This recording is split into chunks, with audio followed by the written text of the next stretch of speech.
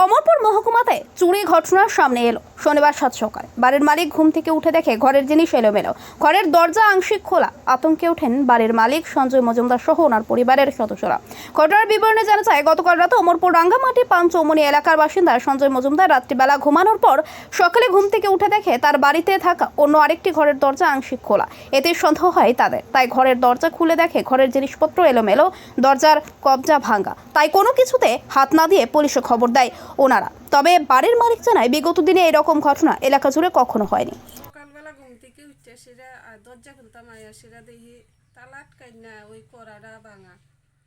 এরপরে খুললা দেখি সব লন্ড ভন্ড।